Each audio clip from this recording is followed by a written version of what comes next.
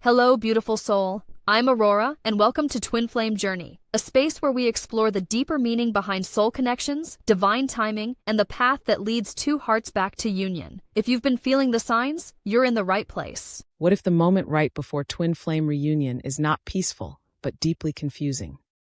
What if the sign you've been waiting for doesn't arrive as love clarity or certainty, but as chaos, silence, emotional collapse, and a strange feeling that your old self is dying?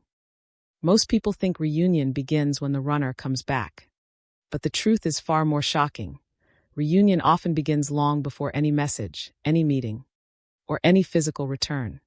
It begins when both souls are pushed into a final inner breaking point.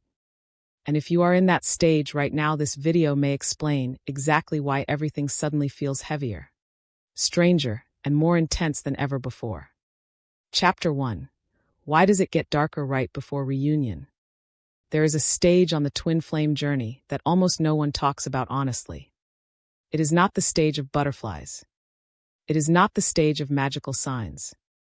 It is not the stage where everything suddenly feels clear, romantic, and divinely aligned. It is the stage where everything gets darker. And that is exactly why so many people mistake it for failure. They think, maybe the connection is gone. Maybe I imagined all of it. Maybe this was never real. Maybe I've been holding on to an illusion. Maybe the silence means it's over. Maybe the distance means we are further apart than ever. But what if the darkness is not proof that reunion is impossible? What if the darkness is proof that something deeper is happening beneath the surface? What if the most shocking truth of all is that right before twin flame reunion, life often does not feel more magical. It feels more confusing, more intense, more emotionally exhausting, and sometimes even more empty than ever before? This is the paradox that breaks so many people. Because the human mind expects divine love to arrive like a reward. It expects peace. It expects reassurance. It expects emotional relief. It expects the pain to lessen as reunion gets closer.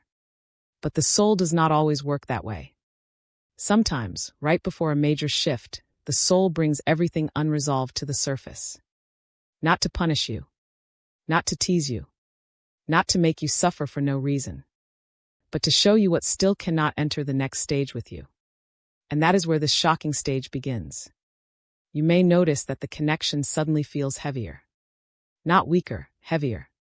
There is a difference. Weaker feels like fading. Heavier feels like pressure. It can feel as if something invisible is pressing on your chest. As if your emotions are louder, but your clarity is smaller. As if the signs you once relied on no longer comfort you. As if your mind is trying to understand what your soul already knows, but cannot yet explain. And this is often the moment when people panic. Because they ask the wrong question. They ask, why is this getting worse? But a deeper question would be, what is trying to die in me right now? Because many times, what feels like the connection getting darker is actually the old self being exposed. The self that attached love to outcome. The self that depended on signs for survival. The self that secretly believed reunion would finally erase all loneliness, all rejection, all abandonment, all pain. The self that turned sacred connection into emotional dependency. And that self cannot cross into true reunion unchanged. That is why this stage feels so disturbing. Because it is not only testing your connection to them. It is revealing your connection to yourself. Think about it. Why does it hurt so much when the energy shifts? Why does their silence suddenly feel unbearable? Why does the uncertainty become almost suffocating? Why do you feel like giving up right when part of you senses that something important is close? Because when the soul is near transformation, the ego starts to lose control. And the ego does not surrender gracefully. It fights. It doubts. It obsesses. It replays memories. It demands certainty. It wants evidence. It wants a timeline. It wants guarantees. But sacred union is not built on guarantees. It is built on truth. And truth often enters like fire before it enters like peace.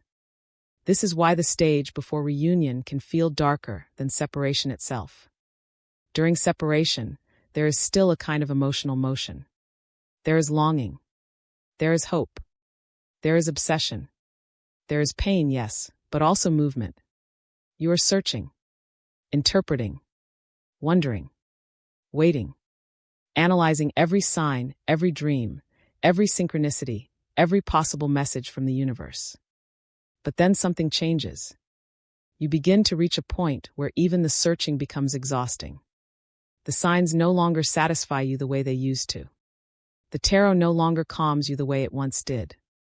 The constant checking, wondering, hoping, and spiraling starts to feel empty. And this can be terrifying. Because if you are not chasing signs, then what are you supposed to hold on to? If you are not obsessing over the next movement, then what remains? This is the dark threshold. The place where external proof starts losing its power, and inner truth begins demanding to be born. But that birth does not feel beautiful at first. It feels like disillusionment. It feels like emotional fatigue. It feels like spiritual burnout. It feels like waking up one day and realizing, I cannot keep doing this the old way. And that realization can feel like loss. But sometimes it is liberation. Let's be honest, many people are prepared for the pain of separation. But they are not prepared for the emptiness that comes when the old patterns stop working.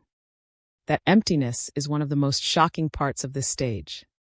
Because it can make you feel disconnected not only from them, but from yourself, from your spiritual path, from your former sense of meaning. You may feel numb, detached, almost cold, and that frightens people. They say, why don't I feel them as strongly anymore? Why do I suddenly feel blank? Why do I feel less emotional after all this intensity? Is the bond fading? But not every silence is loss. Not every numbness is disconnection. Not every inner emptiness means the love is gone. Sometimes your nervous system is no longer able to carry the old intensity.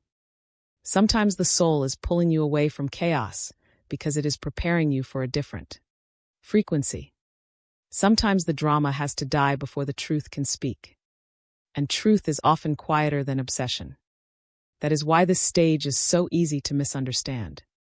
Because people have been taught to associate intensity with love. The more pain, the more real it must be. The more obsession, the deeper the bond must be. The more emotional highs and lows, the more spiritual the connection must be. But what if that is not entirely true? What if the closer you get to real reunion, the less dramatic it becomes internally? What if the storm is not the reunion, but the cleansing before it? Imagine a sky before sunrise. At first, it does not look brighter. It looks darker. There is a strange stillness before dawn. A coldness. A silence. A feeling that the world is holding its breath. If you judged only by that moment, you might think the light is nowhere near. But in reality, the darkness right before sunrise is not proof that morning has failed. It is proof that the transition is already underway. And this is how the twin flame journey often works. Right before reunion, or right before an energetic shift that makes reunion possible, there is often a collapse of false light. The fantasies begin to fall apart. The coping mechanisms begin to fail. The illusions begin to crack. And what remains is raw, uncomfortable, holy truth. Maybe you are not being abandoned. Maybe you are being emptied. Maybe the version of love you were clinging to is being stripped away because it was too small for what this connection actually came to teach you. Maybe this stage feels dark because your soul is no longer willing to settle for the performance of union while avoiding the inner work that real union requires. So yes, it gets darker. It gets quieter, heavier, stranger, more painful in ways that are hard to explain to people who have never walked this path. But darkness is not always destruction. Sometimes darkness is the womb. Sometimes it is the place where your old identity loses its grip. Sometimes it is the sacred pause before truth takes form. Sometimes it is where the last illusions die, so love can finally stand without fantasy, without control, without desperation. And that is the question this stage asks you. Can you trust the transformation, even when it no longer looks like the story you wanted? Can you stay present when the signs go quiet? Can you stay honest when your ego wants to run back into obsession? Can you face the emptiness without immediately labeling it as failure? Because the shocking stage right before reunion is not shocking because love disappears. It is shocking because everything false begins to. And for the first time, you are not only being asked whether you love them, you are being asked whether you are ready to let love transform you. Chapter 2. The illusion of separation getting worse. One of the most disturbing things that happens right before a twin flame reunion is that separation often appears to get worse. Not better. Not softer. Not more hopeful on the surface. Worse. The silence may become longer. The emotional distance may feel colder. The physical gap may seem more final. The signs you once depended on may become weaker, rarer, or strangely harder to trust. And the person you felt so psychically connected to may suddenly seem unreachable, almost like they have vanished behind a wall you cannot cross. This is the stage that breaks many people, because the mind immediately interprets surface reality in the most painful way possible. They're moving on. They don't care anymore. The bond is fading. I was wrong about this connection. If reunion were close, surely things would look better than this. But that is the trap. Because on the twin flame journey, what appears true externally is not always what is happening energetically. In fact, some of the deepest inner shifts happen precisely when the outer world gives you no comforting evidence at all. And that is why this stage feels so cruel. It is not just testing your patience. It is testing your perception. Can you tell the difference between a connection disappearing and an illusion collapsing? Because those are not the same thing. For a long time, many people live inside a kind of emotional architecture built around the connection. They use signs, synchronicities, dreams, sudden energetic pulls, songs, numbers, social media clues, chance sightings, and repeated patterns as proof that the bond is alive. These things become more than symbols. They become emotional oxygen. And at first, that can feel beautiful. It can feel magical. It can even feel spiritually protective. But over time, something subtle happens. You stop resting in the connection and start monitoring it. You begin watching, checking, interpreting, hoping, decoding every silence, searching every tiny shift for meaning. A song comes on, and you wonder if it is a sign. You see repeating numbers, and your heart races. They post something online, and you immediately ask what it means. You dream of them, and you spend the whole next day trying to decide whether the dream was prophecy, memory, longing, or illusion. Without realizing it, your inner world becomes organized around evidence. And when that evidence begins to thin out, panic rises. Not because the soul knows the connection is gone, but because the ego no longer knows how to feel safe. This is why the illusion of separation getting worse is so psychologically intense. It removes the external structures you were leaning on. It takes away the things you used to translate mystery into certainty. And in that stripping away, you are forced to confront something much deeper than missing them. You are forced to confront your addiction to reassurance. That is not a judgment. It is a revelation. Because most people are not only attached to the person, they are attached to the emotional rhythm of waiting for proof. Proof that they are remembered. Proof that they are seen. Proof that they are not crazy. Proof that this pain has meaning. Proof that the universe is still speaking. So what happens when the proof goes quiet? The answer is shocking. Everything inside you that was built on dependency begins to shake. You may notice that instead of feeling spiritually connected, you feel abandoned. Instead of feeling guided, you feel confused. Instead of feeling chosen, you feel forgotten. And what hurts the most is not always their absence. It is the collapse of the story you were telling yourself about what their absence meant. Because for a long time, maybe you believed that if the connection were real, the signs would continue. If reunion were near, the energy would intensify in obvious ways. If they still felt you, the universe would surely show you. But what if the soul's deepest work does not happen through more signs, but through less? What if the connection has to be purified of your constant need to measure it? What if true union cannot emerge while you are still trying to control it through interpretation? This is the part almost no one wants to hear. Sometimes the apparent worsening of separation is not a setback. It is a removal of illusion. The illusion that love must always feel loud to be real. The illusion that soul connection must always be visible to be active. The illusion that mystery can be reduced to signals. The illusion that external movement is the only valid form of progress. In reality, the surface often becomes quieter because something underneath is being reorganized. And reorganization is uncomfortable. Think of what happens when a building is being renovated from the inside. From the outside, it can look abandoned, still, closed off, silent, dusty, even ruined. But inside, walls are being broken, foundations are being reinforced, old wiring is being removed, and unsafe structures are being stripped away. If you judged only by appearance, you might call it destruction. But in truth, it is preparation. This is what happens to many twin flame connections right before a deeper shift.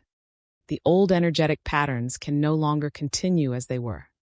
The dynamic of longing, chasing, decoding, hoping collapsing, and rebuilding cannot sustain true union forever. At some point, the entire architecture of the connection must change. And when that change begins, it often feels like loss. Why? Because the patterns that once gave you emotional momentum begin to die. Suddenly, you do not feel the same high from synchronicities. You do not want to check their profile the way you used to.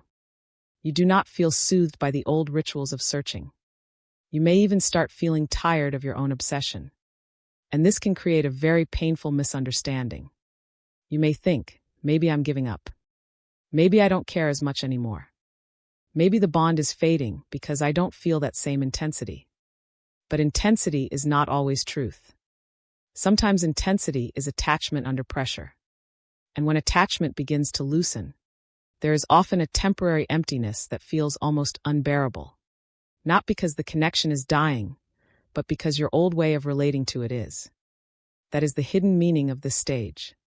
It is not always the relationship getting worse. Sometimes it is your dependency on the old version of the relationship being dismantled. And that can feel brutal. Because if you have built your emotional world around hope, then silence feels like death. If you have built your spiritual trust around signs, then their absence feels like betrayal. If you have built your identity around being the one who waits, the one who feels, the one who knows, then what happens when even that identity begins to crack? You enter sacred uncertainty. And sacred uncertainty is one of the hardest initiations on this path. Because now, you can no longer rely on noise. You have to feel what remains when the signs stop singing. You have to ask harder questions. Do I trust this bond only when it comforts me? Do I believe in divine timing only when it gives me breadcrumbs? Do I confuse emotional stimulation with spiritual truth? Have I been loving them, or have I been clinging to the version of myself that felt important through this connection? These questions are not here to shame you. They are here to mature you. Because the illusion of worsening separation is often the moment when the soul calls your bluff. Not to punish you, but to refine your love. Can you still hold reverence for this connection when nothing on the surface reflects it back to you? Can you remain honest without becoming hopeless? Can you stop asking, where are they? Long enough to ask, where am I abandoning myself in all of this? That shift changes everything. Because the moment you stop needing the outer world to constantly validate the connection, you begin stepping into a deeper kind of union within yourself. And this is where the paradox becomes clear. What appears like greater separation may actually be greater spiritual concentration. The energy is no longer leaking into endless external interpretation. It is being pulled inward, distilled, purified, intensified in silence rather than spectacle. That is why this phase can feel so empty and so heavy at the same time. It is empty of the old proofs, but heavy with transformation. And transformation rarely announces itself in a way the ego enjoys. It often arrives by stripping away the very things you thought you needed in order to believe. So if you are in a phase where everything looks worse, where the distance feels greater, The silence feels colder, the signs feel weaker, and the entire connection seems more unreachable than ever. Do not rush to label it as the end. Sometimes the soul removes the visible scaffolding so that you can discover whether your trust has roots. Sometimes the path gets quiet not because nothing is happening, but because something too deep for noise is moving beneath the surface. And sometimes, right before reunion becomes possible, the illusion of separation must become unbearable enough for you to finally stop worshiping appearances. Because reunion does not begin when the outer world starts behaving the way you want. It begins when you no longer confuse silence with absence. It begins when you can stand inside mystery without running back into panic. It begins when the collapse of external reassurance no longer destroys you. And that is why separation can seem to get worse right before everything changes. Not because love is leaving, but because illusion is. Chapter 3. The Final Emotional Purge. Why the Pain Surfaces One Last Time. There is a moment on the twin flame journey that feels almost unbearable precisely because it seems so unfair. You have already cried. You have already waited. You have already endured the silence, the confusion, the longing, the inner warfare, the spiritual exhaustion. You have already asked hard questions, faced uncomfortable truths, and survived nights that felt endless. So why right when reunion seems closer on a soul level does the pain rise again? Why does it come back with such force? Why do old wounds suddenly reopen? Why do memories, fears, grief, jealousy, anger, abandonment, rejection, shame, and despair seem to flood the system all at once? This is one of the most shocking stages before reunion. Because many people assume that if they are healing, the pain should gradually disappear in a clean, linear way. They expect progress to look like increasing peace, increasing clarity, increasing steadiness.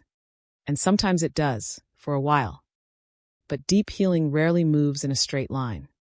Often, before a major breakthrough, the soul brings unresolved pain to the surface one last time. Not because you are failing. Not because you are back at the beginning. Not because the connection is cursed. But because what remains hidden still remains in control. And true reunion cannot be built on buried pain. This is the part people misunderstand. They think the purge means something has gone wrong. They think, why am I feeling this again? I thought I healed this. I thought I was past this. I thought surrender would make things easier. I thought I had finally found peace. But healing does not always mean never feeling the wound again. Sometimes healing means feeling it from a deeper level, without running, without spiritualizing it, without pretending to be above it. Because there is a difference between suppressing pain and being free from it. And right before reunion, the soul has a way of revealing that difference with brutal honesty. Suddenly, things you thought were over come alive again. A single memory can pull you under. A dream can leave you shaking for an entire day. A wave of grief can arrive with no obvious trigger. You may feel anger you did not want to admit was still there. You may feel jealousy that embarrasses you. You may feel resentment toward them, toward yourself, even toward the journey itself. You may feel abandoned not only by the person, but by life, by timing, by the divine, by whatever higher intelligence you once believed was guiding all of this. And that can make you question everything. Because it is one thing to suffer in the beginning, when the separation is fresh and the wound is obvious. It is another thing entirely to suffer after you thought you had become wiser. That is why this stage humbles people so deeply. It confronts you with the pain beneath the pain. Not just, I miss them. But, why does their absence still make me feel unworthy? Why does silence awaken my oldest fear of being forgotten? Why does uncertainty make me feel so unsafe? Why does not being chosen touch something far older than this connection? Why do I still crave from them what I have not yet fully learned to give to myself? This is the real purge. It is not only emotional intensity. It is revelation. For many people, the twin flame journey activates wounds that were never created by the twin flame. The connection simply exposes them with terrifying precision. The abandonment wound, the rejection wound, the wound of never feeling enough, the wound of being unseen. The wound of chasing love by overgiving, overthinking, overproving, overwaiting. The wound of believing love must hurt in order to be sacred.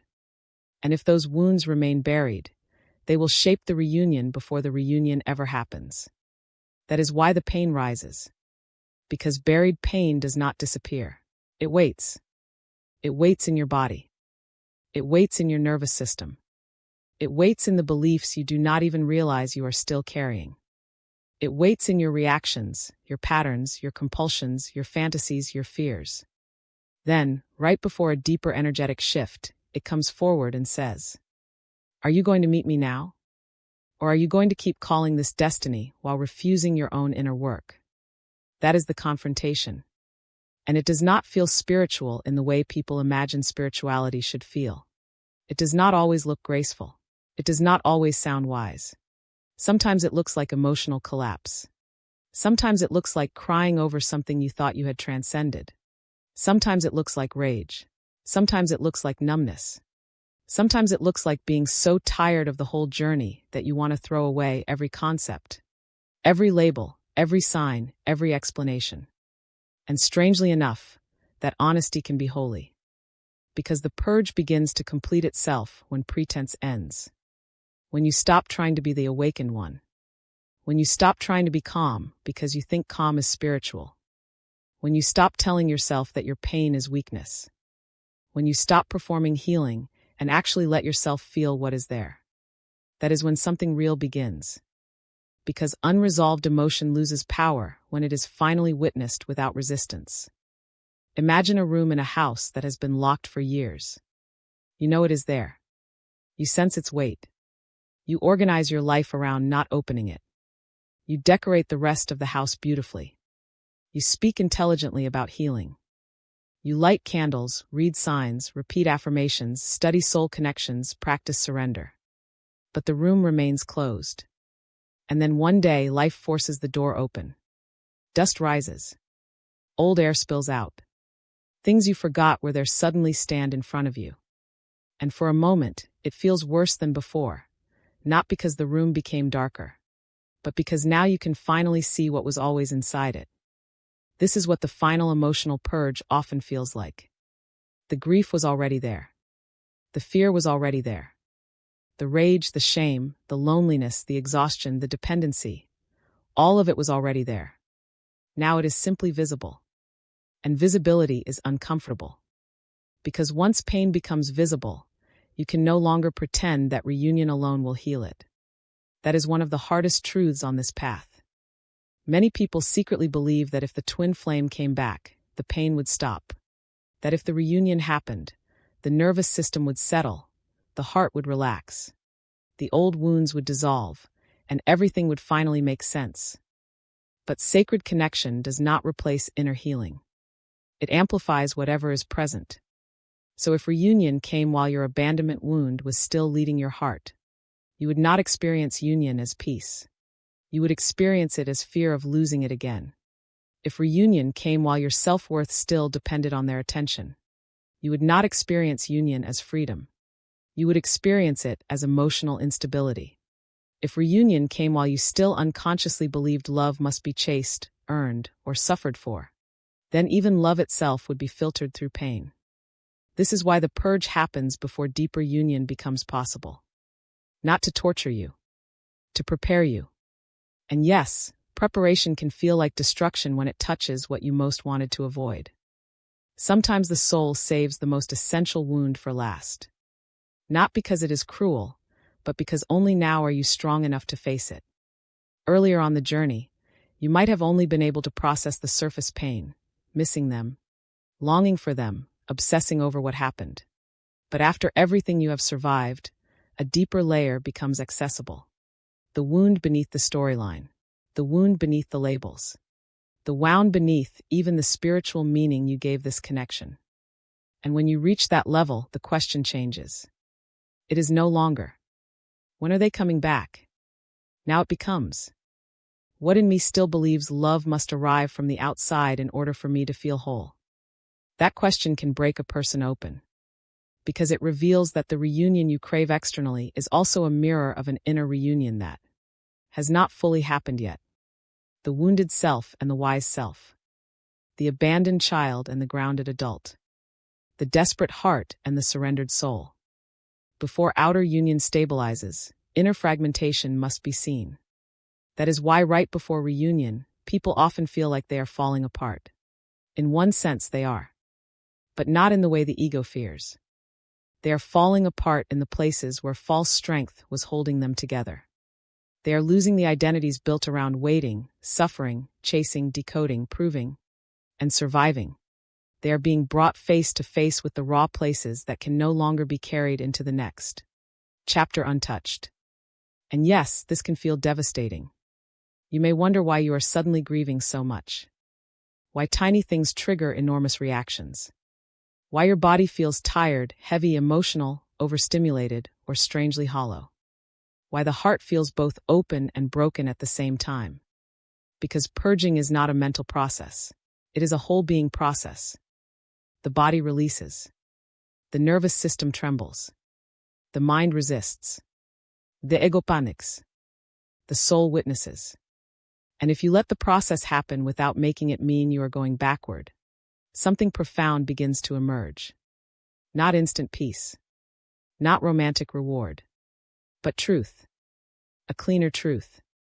A quieter truth. A truth that does not depend on fantasy anymore. You begin to see that the pain was never only about losing them. It was about meeting all the unloved places in yourself that their absence exposed. And once those places are truly met, the energy changes. Because pain no longer has to scream when it has finally been heard. So if you are in the stage where everything hurts again, where old wounds feel alive, where your emotions seem heavier than they should be, where grief rises without warning and the entire journey feels too much, do not assume you are broken. Do not assume you have failed. Do not assume this means reunion is far away. Sometimes the final purge happens because your soul is standing at the threshold and nothing false can go further. Sometimes the pain surfaces one last time because it is asking not to control you anymore. And sometimes, right before sacred love becomes possible in a new form, all the old pain must come forward and say, "See me now. Feel me now. Release me now." So you no longer confuse suffering with love. Because the final emotional purge is not here to end your journey. It is here to end the part of you that believed heartbreak was the only way to stay connected. Chapter 4, The Death of Fantasy. When you stop wanting the old version of union. There comes a point on the twin flame journey that feels almost unrecognizable at first. Not because something dramatic happens on the outside. Not because they suddenly return. Not because the universe gives you a final sign that explains everything. But because something inside you quietly dies. And what dies is not love. It is fantasy. This is one of the most important and most misunderstood stages before reunion. Because it can feel strangely empty, strangely sobering, even strangely disappointing. For so long, you may have imagined reunion as the moment that would finally make everything right. The pain would end. The waiting would be justified. The longing would be rewarded. They would return with clarity, with certainty, with deep recognition. There would be tears, truth, healing, closure, and finally peace. That is the dream many people carry. And in the beginning, that dream is often necessary. It helps the heart survive the separation. It gives meaning to the chaos. It turns suffering into a story of destiny. It allows you to believe that all this intensity must be leading somewhere sacred. But eventually, the soul asks a more difficult question.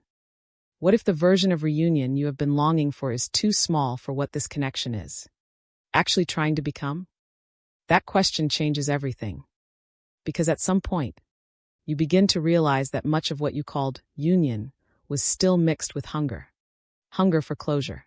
Hunger for reassurance. Hunger for proof. Hunger to be chosen. Hunger to finally feel safe inside love. Hunger to recover the version of yourself that existed before the pain broke you open. And none of that makes you weak. It makes you human. But sacred reunion cannot be built entirely on hunger. Sooner or later, fantasy begins to crack. And when it cracks, it can feel like heartbreak all over again. Because fantasy is seductive. Fantasy is comforting. Fantasy tells you that one day, the perfect moment will arrive and explain everything. Fantasy tells you that love will come back in a form your wounded self can recognize. Fantasy tells you that if the connection is real, then surely it will unfold according to your emotional expectations. But truth is rarely that obedient. Truth does not come to preserve your dream. Truth comes to purify it. This is why the death of fantasy feels so intense. You begin to notice that the old images no longer hold the same power. The imagined conversations, the future scenes, the secret hope that they will suddenly return as the fully awakened version of themselves. The private emotional movie where everything resolves in one beautiful moment. It all begins to feel thinner. Not meaningless, but thinner. And that can frighten people. They think, why am I not fantasizing the same way anymore? Why does the dream feel less vivid? Why am I no longer clinging to reunion in the way I used to? Have I lost faith? Have I lost love? Have I lost the connection? But losing fantasy is not losing love. In many cases, it is the first time love is becoming real enough to stand without illusion. Because fantasy is often what the mind creates when the heart cannot tolerate uncertainty. It fills in the silence. It softens the absence. It creates future certainty to soothe present pain. It gives shape to longing so that longing does not feel so endless. But eventually, the soul begins to outgrow what the wounded imagination once needed. And that growth is not always romantic. It can feel almost like grief.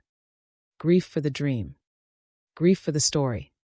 Grief for the idealized version of union you secretly believed would arrive and rescue not just the relationship, but your entire emotional world. This is the stage where you begin to understand something devastating and freeing at the same time. You do not actually want the old version of union anymore. Not the union built on obsession. Not the union built on unspoken expectations. Not the union built on longing alone. Not the union where you are still secretly waiting for them to become the answer to wounds you have. Not fully healed. That version of union may still appear beautiful in imagination, but somewhere deep within, your soul knows it would no longer be enough. And that realization can be shocking, because you spent so much time aching for reunion, only to discover that the version you were aching for belonged to an earlier version of you. A self who still needed rescue. A self who still equated intensity with destiny. A self who still believed that being chosen by them would finally settle the question of your worth. But now something has changed. You have suffered too much to return to illusion so easily. You have learned too much about your own pain. You have seen too clearly the wounds this journey exposed. You have felt too deeply the exhaustion of chasing, hoping, decoding, and waiting. And because of that, the old dream begins to lose its authority. This is not cynicism. It is maturation. It is the moment when love becomes less about projection and more about truth. Because fantasy often loves the symbol of the person more than the reality of them. It turns them into a spiritual answer, a perfect mirror, a destined return, a final chapter that will make the story beautiful. But real union demands something much more sobering: seeing clearly. Seeing them clearly. Seeing yourself clearly. Seeing the connection clearly. Not as a magical escape from pain, but as a sacred mirror that revealed exactly where pain was still governing love. That kind of seeing changes desire itself. You no longer just want them to come back. You want truth, whatever form it takes. You want wholeness more than temporary emotional relief. You want a love that can actually live in reality, not just in the imagination of separation. And that is a profound shift. Because once you start wanting truth more than fantasy, your entire energy changes. You stop bargaining with life quite as much. You stop rehearsing future conversations in your head. You stop depending on imagined outcomes to regulate your nervous system. You stop needing the reunion to look exactly the way your wounded heart once scripted it. You may still love them. You may still feel them. You may still sense that something sacred exists between you. But now the love is quieter, less dramatic, less performative, less desperate. And paradoxically, that is often when it becomes stronger. Because fantasy burns hot, but truth burns clean. Fantasy creates intensity. Truth creates foundation.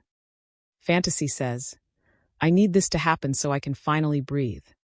Truth says, I am learning how to breathe even without certainty.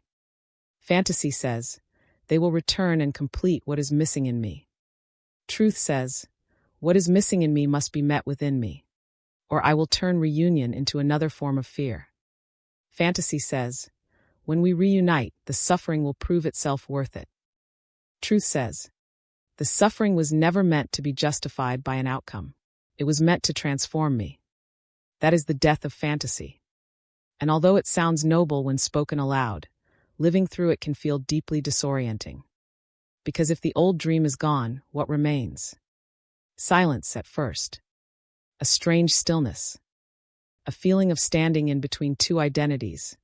The version of you who once clung to the story, and the version of you who can no longer fully believe in the old narrative, but has not yet fully stepped into the new one. This in-between space is sacred, but it can feel empty. You may feel less emotionally reactive, but not yet peaceful. Less attached, but not yet fully free. Less obsessed, but not yet fully grounded. You may even miss the intensity of fantasy, because at least it made you feel something vivid. But vivid is not always true. Sometimes vivid is just what pain feels like when it dresses itself as destiny. The soul knows the difference. That is why, before real reunion can emerge, fantasy often has to die. Because fantasy keeps trying to force divine connection into emotionally familiar shapes. It wants recognizable resolution. It wants obvious closure. It wants the love story to restore what pain disrupted. But sacred love is not always here to restore the past. Sometimes it is here to end it. To end the version of you that needed illusion more than truth. To end the version of love that fed on distance, longing, and projection. To end the identity that could only feel the bond through suffering. And when that ends, something else becomes possible. For the first time, you begin to sense that reunion is not about getting back what was lost. It is about becoming capable of holding something more real than what you once imagined. That is a different kind of hope. A quieter hope. A wiser hope. A hope that does not need to daydream constantly in order to survive. And this is where many people unknowingly stand right before a major shift. Because when you stop wanting the old version of union, you stop feeding the old energetic pattern. You stop participating in the internal script that kept the connection trapped in longing and imagination. You begin making space for something less theatrical, but more true. And truth often feels underwhelming to the ego before it feels liberating to the soul. The ego misses the drama. The soul welcomes the clarity. So if you are in a place where the old fantasies are fading, where the imagined reunion scenes no longer satisfy you, where part of you feels almost done with the version of the story you once clung to, do not panic. You are not becoming disconnected. You are becoming more honest. You are not losing the sacredness of the bond. You are losing the illusion that sacredness must arrive in a form your wounds can control. And that matters. Because right before reunion, one of the most shocking things that can happen is this. You stop wanting to be saved by love. You start wanting to be changed by truth. And only from that place can real union begin to mean something deeper than fantasy ever could. Because fantasy asks love to rescue identity. But truth asks love to transform it. And the soul will always choose transformation. Chapter 5. When the runner-chaser dynamic starts to die. There is a moment before twin flame reunion that feels so strange, so unsettling, and so emotionally unfamiliar that many people do not even recognize it for what it is. It is the moment when the runner-chaser dynamic begins to die. Not all at once. Not dramatically. Not in a way that the ego can easily celebrate. But slowly, quietly, almost like a pattern losing oxygen. And for many people, this stage feels more disorienting than the separation itself. Why? Because the runner-chaser dynamic, painful as it is, creates a kind of identity. It gives each person a role. One runs. One pursues. One hides. One longs. One avoids. One waits. One reaches. One retreats. One interprets silence. One creates it. One obsesses over meaning. One escapes from feeling. It hurts, yes. But it is familiar. And the familiar has a strange power, even when it is destructive. The chaser may hate the pain of always reaching, always wondering, always trying to understand. But somewhere inside that pain, there is also purpose. I am the one who feels more. I am the one who holds the connection. I am the one who remembers. I am the one who waits. That role becomes part of identity. And the runner, though they may appear detached, also lives inside a role. I am the one who cannot face this. I am the one who needs distance. I am the one who must keep moving. Keep avoiding, keep controlling the intensity by stepping away. That role, too, becomes familiar. So what happens when those roles begin to collapse? Everything feels unstable. Because if the chaser is no longer chasing, then who are they? And if the runner is no longer running, then what protects them from what they have spent so long avoiding? This is one of the most shocking stages before reunion, not because it looks romantic, but because it feels like ego death on both sides of the connection. The chaser begins to get tired. Not tired in a shallow sense. Not tired because they no longer care. But tired in the soul. Tired of carrying the same emotional script. Tired of turning every sign into hope and every silence into suffering. Tired of building an identity around longing. Tired of reaching towards someone while abandoning themselves in the process. At first, this fatigue can feel frightening. Because the chaser may think, why am I losing the urge to chase? Why am I not checking as much? Why am I not reacting the same way? Why am I less desperate than before? Is the connection fading? Am I becoming numb? Am I giving up? But that is not always what is happening. Sometimes the chase ends not because love is weaker, but because consciousness is stronger. Sometimes the soul finally becomes too honest to continue participating in a pattern that keeps love trapped inside pain. And that honesty changes the energy. For the first time, the chaser may begin to see that their pursuit was not only about love. It was also about fear. Fear of letting go. Fear of surrendering control. Fear of no longer having a mission. Fear of sitting inside uncertainty without the ritual of reaching outward. Fear of feeling empty without the emotional intensity of the chase to fill the space. This is where the deeper truth begins to surface. The chaser was not only chasing the person. They were chasing relief. Meaning. Validation. Return. Closure. Proof that all of this pain was leading somewhere. And once that becomes clear, the chase loses some of its illusion. Not because the love disappears, but because the soul no longer wants to confuse emotional pursuit with sacred devotion. This is a painful awakening. Because the chase can feel holy when you are inside it. It can feel like loyalty, like spiritual courage, like deep feminine endurance, like proof of the bond. But eventually the soul asks a harder question. At what point does waiting for love become abandoning yourself for it? That question changes everything. Because once the chaser begins to reclaim themselves, the entire dynamic starts to lose its old rhythm. They stop reacting the same way. They stop feeding the silence with desperate interpretation.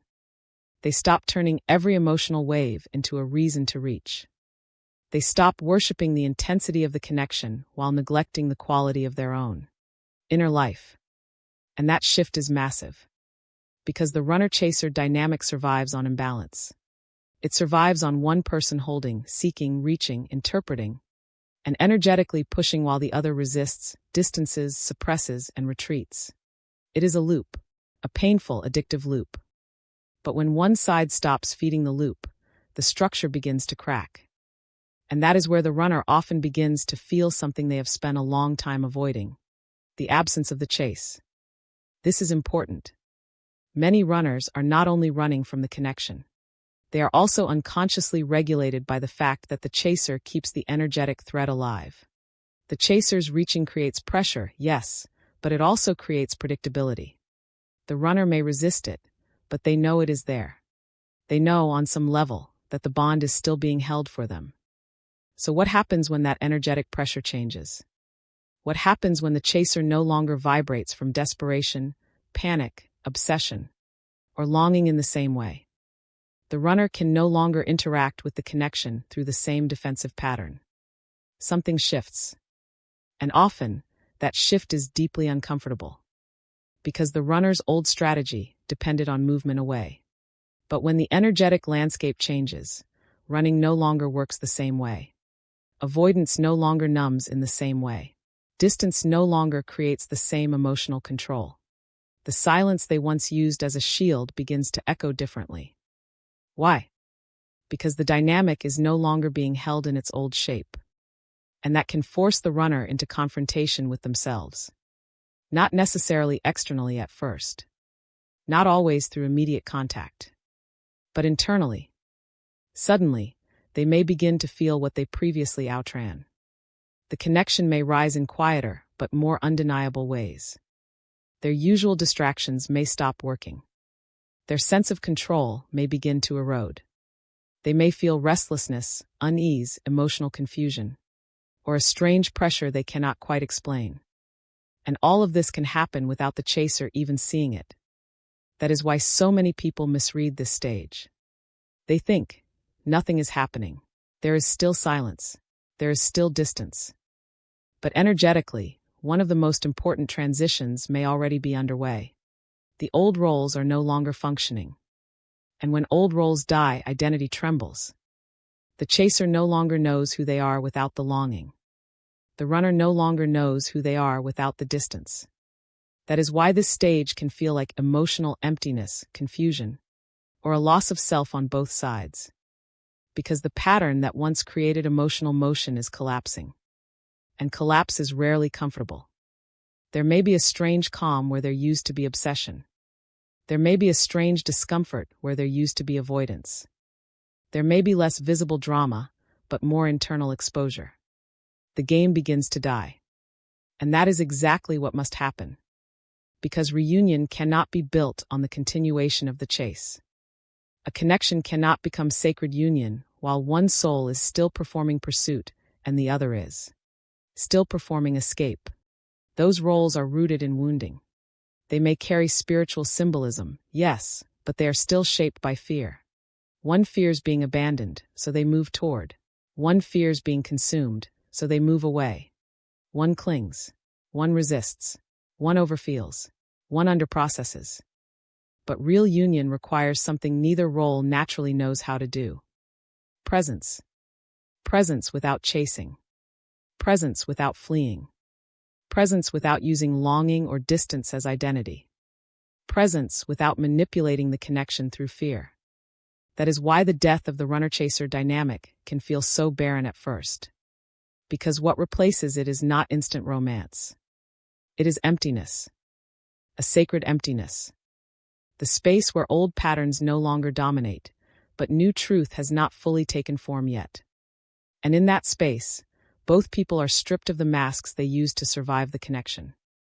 The chaser must face the part of themselves that used the chase to avoid their own inner void. The runner must face the part of themselves that used distance to avoid their own vulnerability. Neither side gets to hide in the same way anymore. That is why this stage is so spiritually significant. It is not just about behavior changing. It is about consciousness maturing. The chaser begins to learn that love is not proven by suffering endlessly. The runner begins to learn that safety is not found through emotional disappearance. The chaser begins to reclaim self-respect without losing devotion. The runner begins to feel that avoidance is no longer freedom. And when these truths begin to emerge, something extraordinary becomes possible. Not because the two people are suddenly perfect. Not because all wounds vanish overnight. But because the connection is no longer being carried exclusively by trauma roles. This is the beginning of a new energetic reality. The feminine stops overfunctioning. The masculine stops disappearing. The pursuer stops proving. The avoider stops controlling through absence. Something softens. Something sobers. Something real begins to breathe underneath what used to be chaos.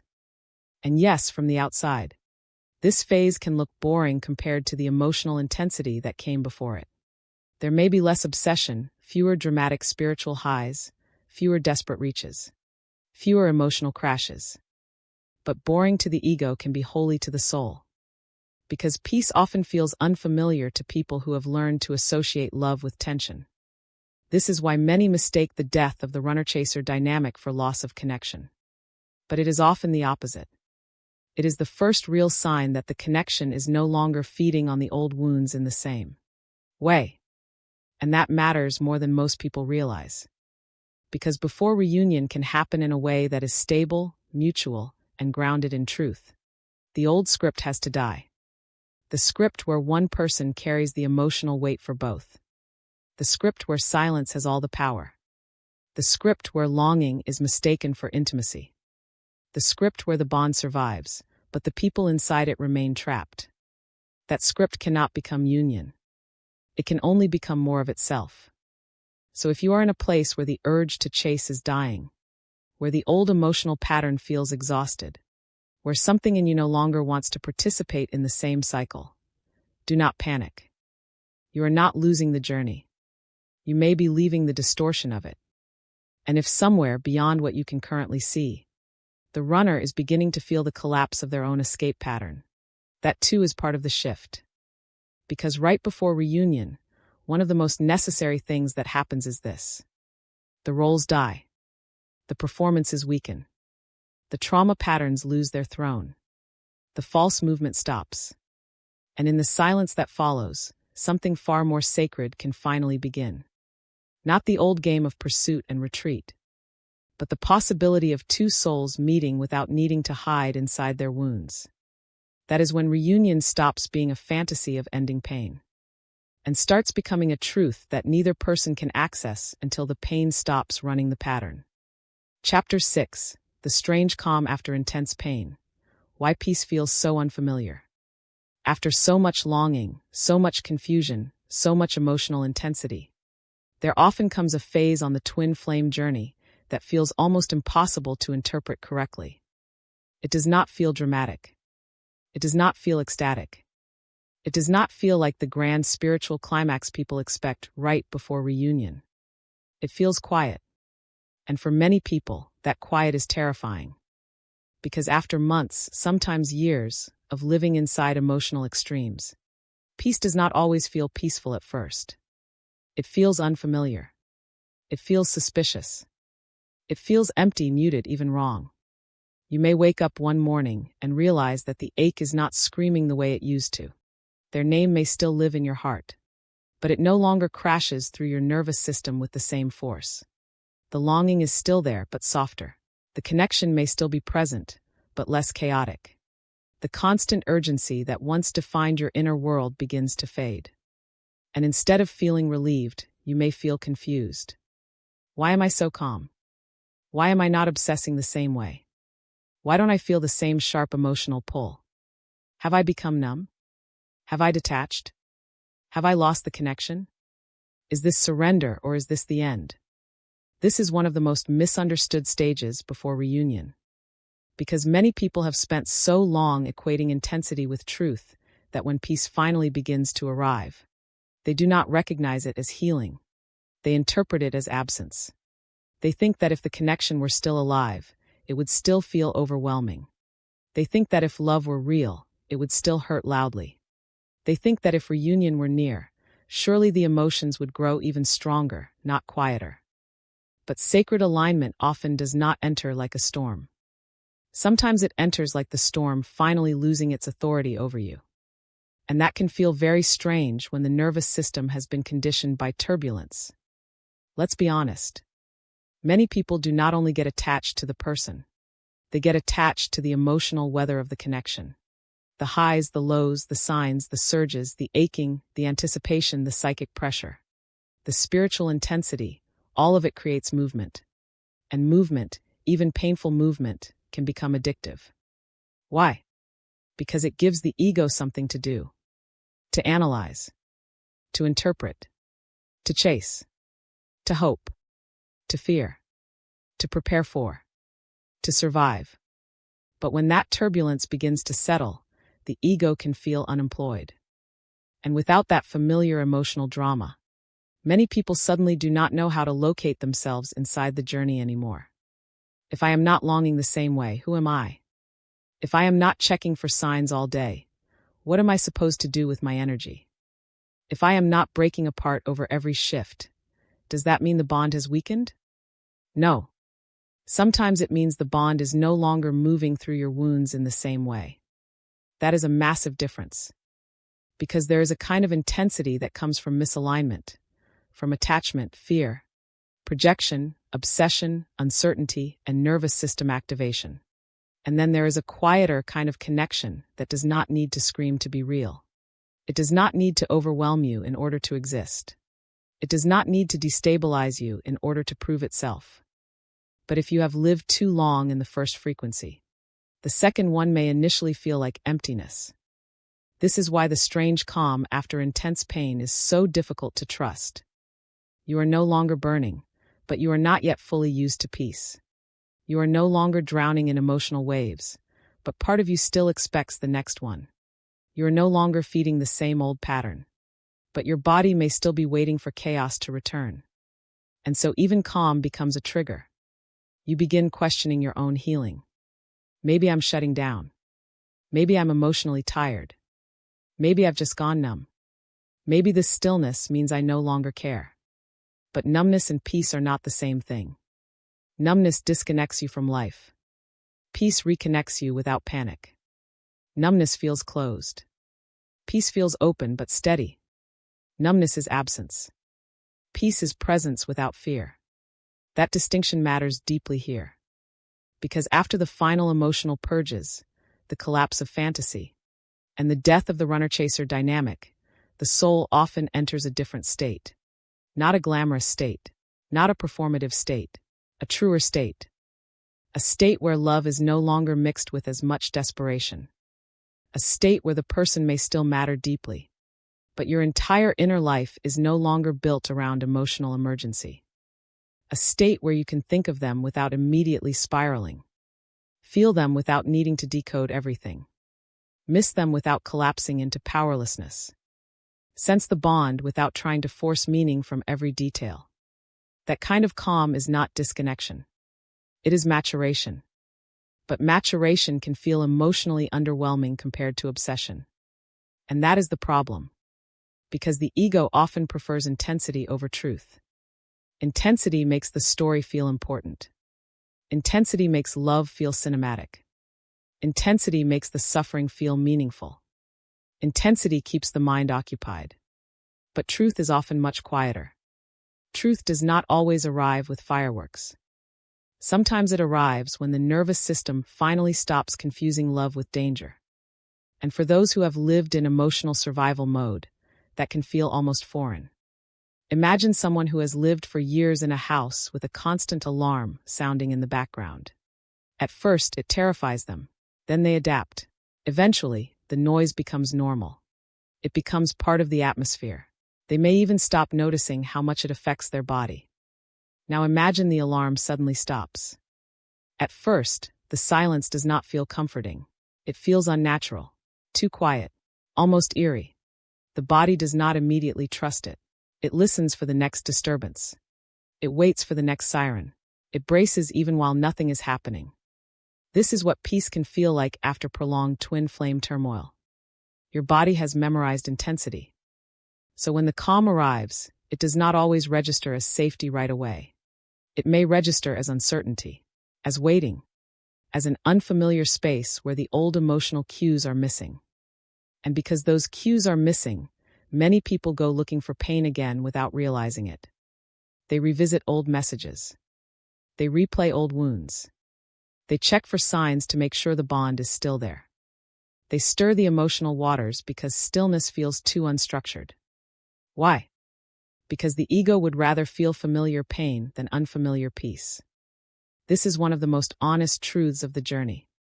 Sometimes the final challenge before deeper reunion is not learning how to survive the pain. It is learning how to stop needing it. That challenge is enormous. Because pain can make you feel connected. Pain can make you feel devoted. Pain can make you feel spiritually chosen. Pain can make the story feel alive. But peace asks something much more difficult.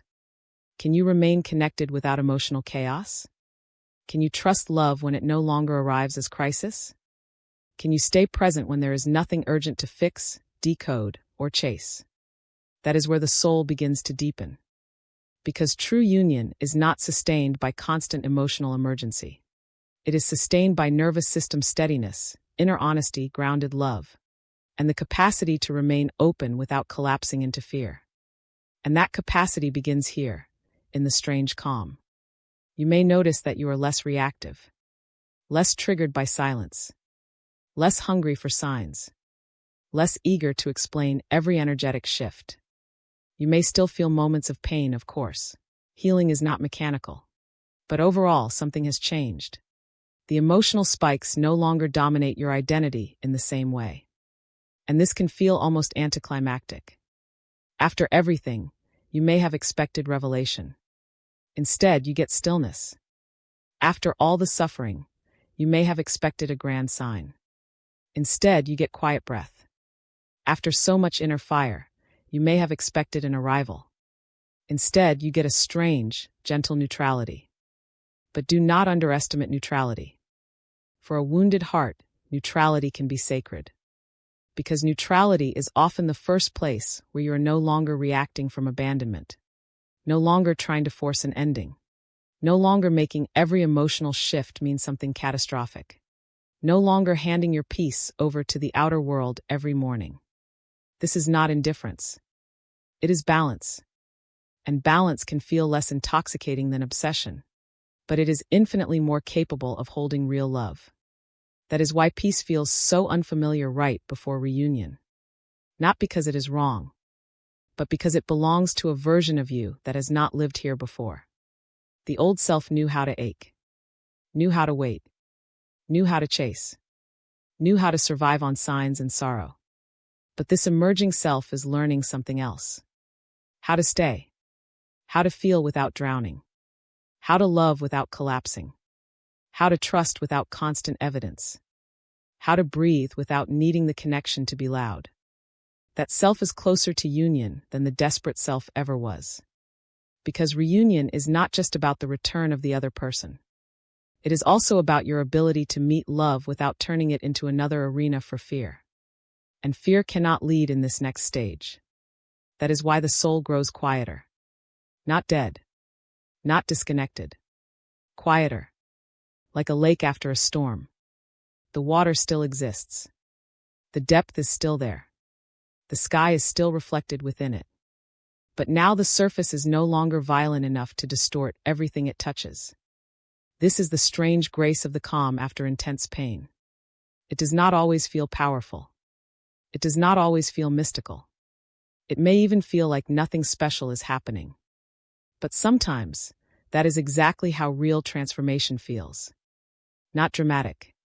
Integrated.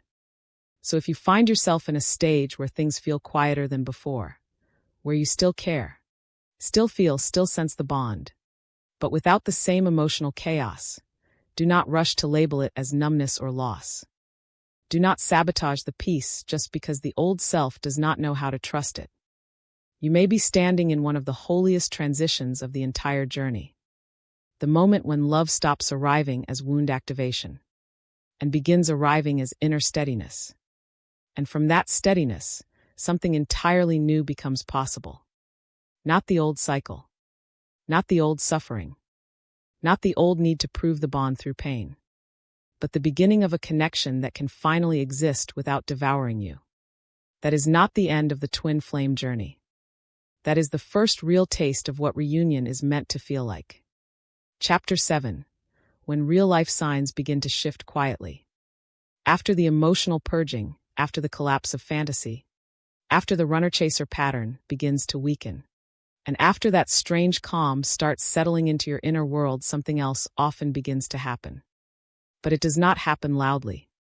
It does not arrive with dramatic music. It does not always come with a confession, a reunion scene, or an instant reversal of everything that hurt you. It does not always look the way the wounded heart once imagined it would. Instead, real-life signs begin to shift quietly. And because they are quiet, many people miss them. They are still looking for the spectacular, still waiting for the cinematic moment, still expecting destiny to announce itself in a way that leaves no room for doubt. But sacred shifts often begin in subtler ways than that. A message that feels strangely simple. A chance encounter that seems ordinary on the surface, but changes something deep inside you. A dream that feels less chaotic and more clear. A sudden sense that the energy around the connection is no longer jagged, no longer frantic, no longer pulling at you in the same painful way. A soft knowing that something is moving, even though nothing dramatic has yet been confirmed. This stage is powerful precisely because it no longer needs to scream. Earlier in the journey, signs often feel intense because your inner state is intense. Everything is amplified. A number sequence can shake you. A song can undo your whole day. A small synchronicity can become emotional proof that the universe has not abandoned you. A social media post can send you spiraling into interpretation for hours. But now something is different. The signs may still appear, but they no longer throw you into chaos. That is how you know something in you has changed. Because one of the clearest signs before reunion is not simply that outer reality begins to move. It is that you meet that movement differently. That matters more than most people realize. Many people think the proof of reunion being close is only external. A text, a call, their return, their name appearing everywhere. Unexpected synchronicities, unexplainable timing. And yes, sometimes those things do happen. Real life can begin shifting in very visible ways. But there is a deeper layer. The most sacred sign is often not the event itself. It is your relationship to the event. Before, every sign felt like emotional oxygen. Now it feels like information. Before, every shift felt like hope mixed with panic. Now it feels like movement mixed with stillness. Before, you needed the signs to stabilize you. Now you can receive them without collapsing into them. That difference is enormous. Because the soul is showing you that you are no longer in the same cycle. You are no longer interpreting from desperation. You are no longer grasping for certainty in the same wounded way. You are no longer trying to force reality to confirm what your nervous system cannot hold on its own. Instead, you begin noticing a quieter intelligence in the unfolding. Things align with less drama. You hear of them unexpectedly, but it does not destroy your center. You think of them, and shortly after, something subtle mirrors that thought in the outer world. You dream of them, but the dream feels cleaner, less crowded with fear. More like contact than longing. You feel their energy, but without the same old ache wrapped around it. It can be so subtle that part of you wonders whether you are imagining it. Because earlier in the journey, signs felt like lightning. Now they may feel like wind. And wind is easy to overlook if you are waiting for thunder. This is where many people become confused. They say, if reunion is close, shouldn't the signs be bigger? Shouldn't it be obvious? Shouldn't it be undeniable? Shouldn't the universe finally make it clear after everything? But what if clarity does not always arrive by becoming louder? What if it arrives by becoming simpler? What if the soul no longer needs theatrical reassurance because the inner ground is finally stable? Enough to feel truth without constant stimulation? That is often what this phase reveals. Outer reality may begin shifting, yes, but in ways that match your new frequency. Less frantic, less chaotic, less fueled by emotional volatility, more direct, more grounded, more strangely natural. That last part is important. Sometimes the signs before reunion do not feel mystical in the way people expect. Sometimes they feel natural. And because they feel natural, the ego overlooks them. A sudden opening in communication. A practical conversation instead of an emotionally dramatic one. A simple acknowledgement after a long silence. The removal of obstacles that used to make contact impossible. A chance crossing of paths that feels almost ordinary, yet leaves behind a deep inner confirmation. Mutual changes in life circumstances that quietly make reunion more possible than before. None of these may look spiritual enough for the fantasy mind. But reality does not always care about fantasy. Sometimes divine movement wears everyday clothing.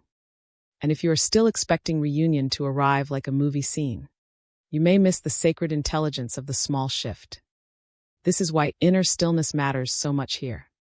When you are calmer, you can perceive more accurately. When you are less reactive, you can discern what is real. When you are not constantly forcing meaning, meaning has room to reveal itself. That is the paradox. Earlier, you wanted signs because you felt far from truth. Now truth is closer, so the signs no longer need to work so hard. And that can feel almost underwhelming at first. You may be waiting for a huge turning point, while the actual turning point is already happening quietly. Like ice melting before the river visibly moves.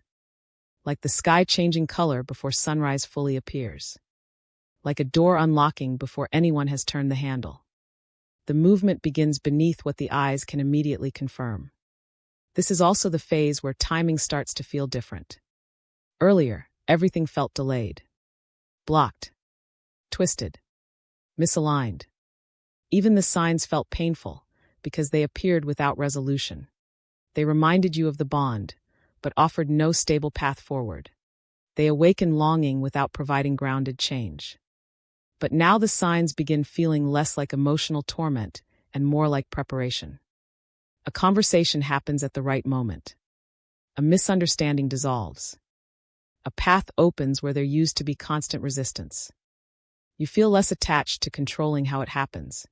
Yet life itself seems to be arranging certain pieces in the background. That is when you begin sensing a new kind of trust.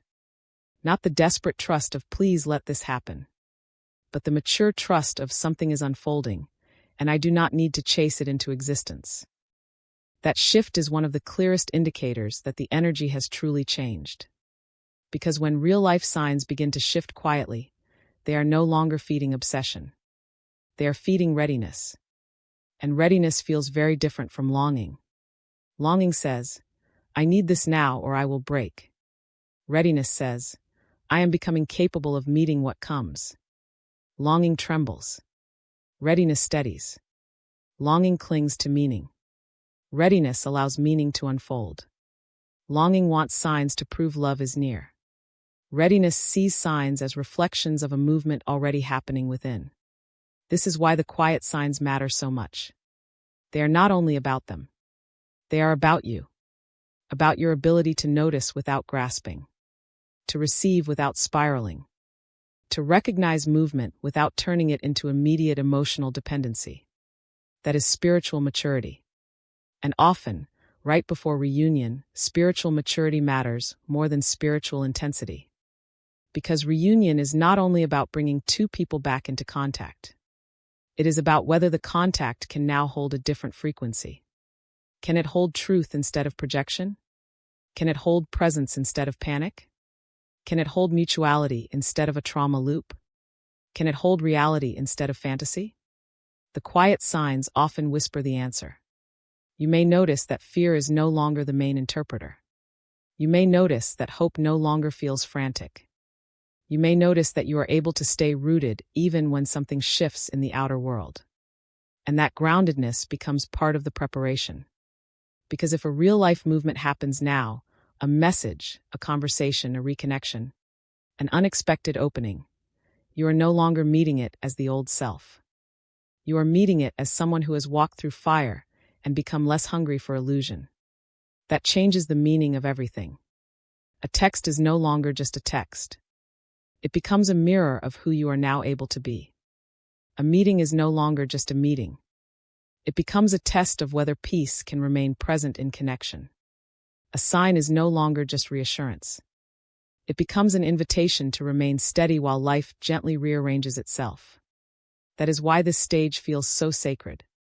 Not because it is loud, but because it is real. Real life begins to move in ways that no longer need to perform destiny. It simply begins aligning. And alignment is quieter than chaos. So if you are noticing subtle shifts, if the outer world seems to be changing in small but undeniable ways, if signs are appearing with less drama but more depth, if the timing around the connection feels less tortured and more natural, do not dismiss it just because it is not explosive. Some of the holiest movements on this journey begin as whispers. A path opening where there was once resistance. A softness replacing what used to feel sharp. A contact point appearing without force. A deeper knowing entering without the need for constant explanation. These are not small things. They are often the first visible footprints of an invisible alignment that has been taking place for a long time. And the most beautiful part is this. When the real-life signs begin to shift quietly, you no longer need them to save you. You simply notice them. You honor them. You receive them. You stay grounded inside them. And that is often how you know you are no longer standing in the old version of the journey. You are standing at the threshold of something more real. Not because the signs are louder, but because your soul is finally quiet enough to hear them correctly. Chapter 8. Why reunion only happens after ego collapse. There is a truth at the center of the twin flame journey that the ego does not want to hear. It does not matter how strong the chemistry is. It does not matter how many signs you have seen. It does not matter how faded the connection feels, how psychic it is, how intense it is, how impossible it is to forget. If the ego is still leading the bond, reunion cannot become what it was meant to be. It may return in fragments. It may circle back. It may reopen. It may tease itself through contact, longing, signs, and unfinished conversations.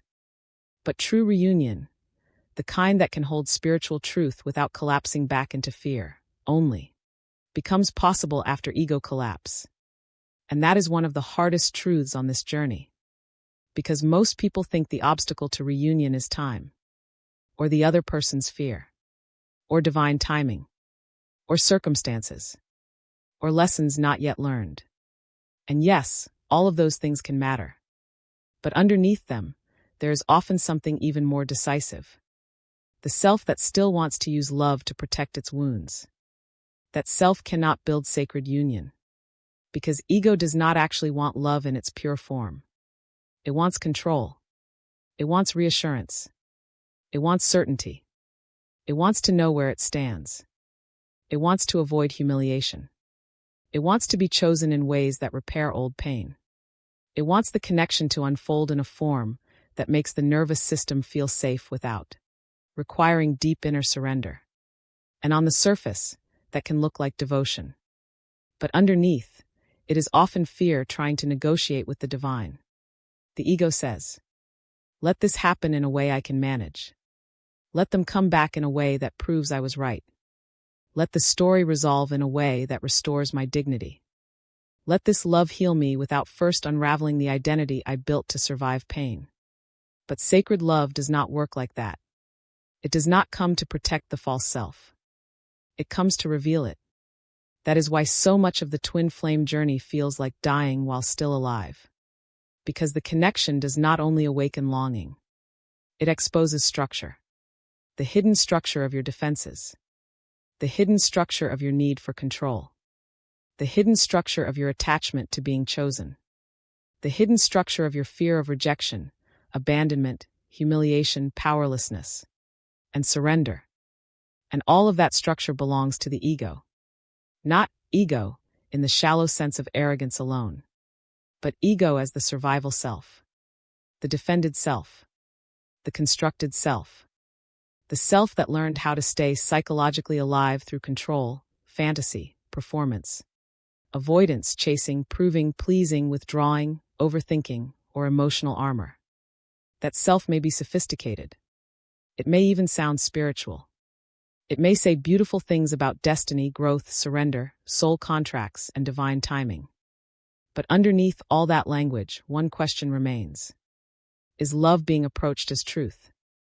Or as a strategy for avoiding fear? That question changes everything. Because if reunion came while the ego was still running the inner world, the bond would not become peace. It would become a battlefield. If the ego still needs to be chosen in order to feel worthy, reunion becomes pressure. If the ego still fears abandonment above all else, reunion becomes anxiety. If the ego still wants certainty before vulnerability, reunion becomes emotional negotiation. If the ego still lives through fantasy, projection, or control, then even the sacred can be distorted into something unstable. This is why reunion does not happen simply because the love is strong. Love can be strong and still be entangled with fear. The soul may know. The connection may be real. The bond may be undeniable. But if the ego is still trying to possess what the soul is meant to meet with reverence, then the timing cannot yet stabilize. Because sacred union is not the reward for intensity. It is the result of inner death. That is what ego collapse really is. It is not becoming passive. It is not becoming weak. It is not erasing your personality. It is not pretending not to care. It is the breakdown of everything in you that tried to use love as a way to remain psychologically defended. That breakdown can feel brutal.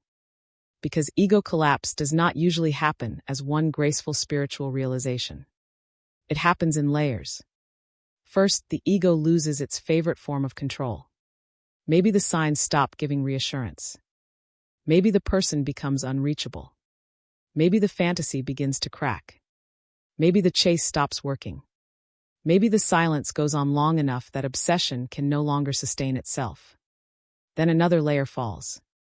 You realize you cannot think your way into peace. You cannot decode your way into safety. You cannot long your way into reunion. You cannot perfect your healing performatively and earn love as a prize. And deeper still, another layer dies. You begin to see that what hurt most was not only missing them, it was what their absence exposed. In you.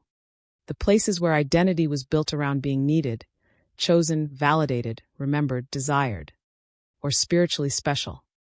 That is when the journey becomes deeply humbling. Because now it is no longer about whether they return.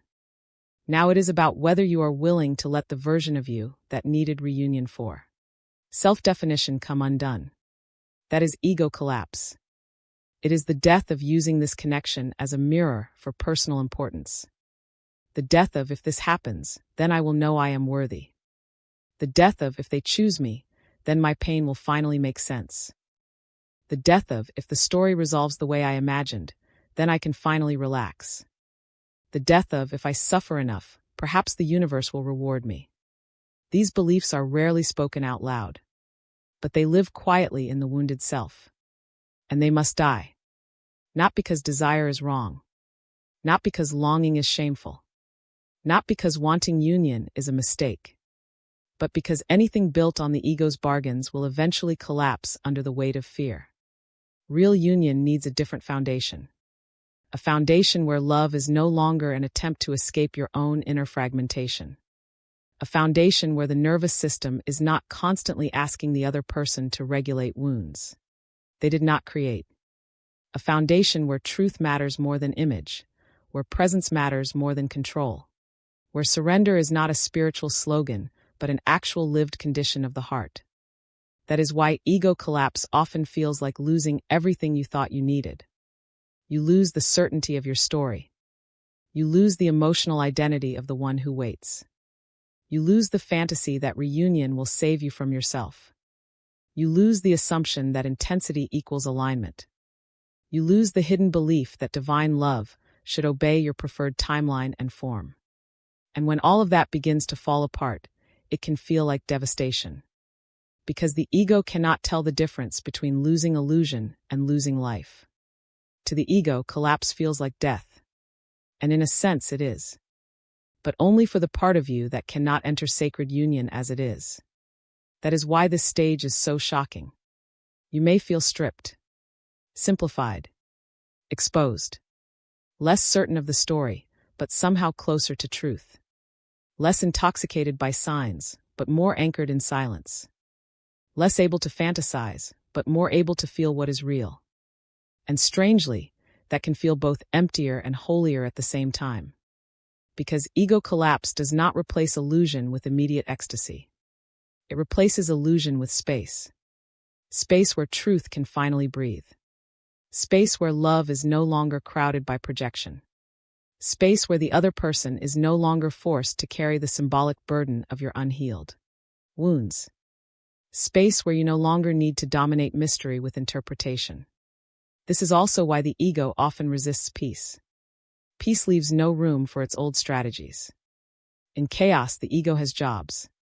It can analyze, blame, predict, protect, chase, withdraw, perform, negotiate. But in surrender, those jobs begin to disappear. And without them, the ego feels exposed. So it tries one last time. It creates fear. It asks for proof. It revisits old stories. It stirs doubt. It tempts you to go back into obsession just so you can feel familiar again. That final resistance can be intense. Because what is really happening is not that the connection is failing. It is that the false self is losing authority. And the false self always resists its own ending. This is why right before reunion, people often feel like they are being emptied out. Because they are. Not emptied of love. Emptied of distortion. Not emptied of the bond. Emptied of the parts of themselves that could only relate to the bond through fear. That emptiness is sacred. Because now, for the first time, love is no longer being asked to solve an identity crisis. It is being invited into a more truthful space. A space where two people are not just reenacting wounds. A space where the relationship is no longer defined by who chases and who runs, who longs and who withholds, who waits and who controls. A space where the soul can begin to move without the ego constantly translating everything into threat. That is the threshold. And it changes the very meaning of reunion. Reunion is no longer, when do they come back? It becomes, what in me is still unable to meet love without turning it into fear? That question is not punishment. It is liberation. Because once the ego begins to collapse, something else begins to emerge. Humility without helplessness. Desire without desperation. Love without possession. Truth without performance. Presence without panic. These are not small things. These are the conditions that make sacred union possible. Not perfect conditions. Not flawless conditions. But honest ones. And honesty is much more powerful than spiritual fantasy. So if you are in a phase where you feel stripped of control, where the old patterns no longer comfort you, where your need for certainty is being challenged, where your identity around the connection is falling apart, do not mistake that for failure. You may be standing in the very collapse that makes reunion possible. Because the soul does not ask, how badly do you want it? It asks, what in you must die so love no longer has to pass through fear? That is why reunion only happens after ego collapse. Not because love is cruel, but because love this sacred cannot be held by the same self that was built to survive separation. That self can long for union, but it cannot sustain it. Only the self that has been broken open, purified, humbled, and made honest by truth can begin to hold what this connection was always trying to become. And that is the paradox. What feels like losing yourself may actually be the first moment you become capable of real union. Chapter 9, The Shocking Truth. Reunion starts within, not between.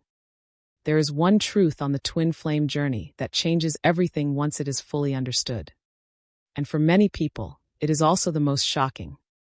Because after all the longing, all the signs, all the separation, all the emotional chaos, all the waiting for movement in the outer world, you eventually arrive at a realization that the wounded heart did not want to hear. Reunion does not begin when two people come back together. It begins when the war inside you ends. That is the turning point. Not the message. Not the meeting. Not the confession. Not the visible return. Those things may come later. They may become part of the story. They may even become the physical expression of reunion. But they are not where reunion begins. Reunion begins within. And this is so hard for the ego to accept, because the ego has spent the entire journey watching outward, looking for evidence, waiting for action, measuring distance, interpreting signs, searching for some visible proof that the bond is moving toward fulfillment. The ego says, I will believe reunion is real when something changes between us. But the soul says, something must change within you first. That difference is everything. Because as long as reunion is imagined only as an external event, it remains trapped inside time, inside circumstance, inside the behavior of another person, inside the endless question of when, how, whether, and why. And that keeps the power outside of you. It keeps your peace tied to movement you cannot control. It keeps your identity tied to someone else's readiness. It keeps your faith tied to outer confirmation. It keeps your love entangled with waiting. But the moment you begin to understand that reunion starts within, something radically different becomes possible. You stop asking only, when will they come back? And you begin asking, what in me is still separated from itself? That is the deeper question. Because the outer relationship reflects an inner condition more often than people want to admit. If there is chaos within, you experience the connection through chaos. If there is abandonment within, you experience the connection through abandonment. If there is fear within, you experience the connection through fear. If there is war within, even the signs of love can be interpreted as instability. This is why two people can feel the same bond, yet live inside completely different realities of it. The outer connection matters, yes.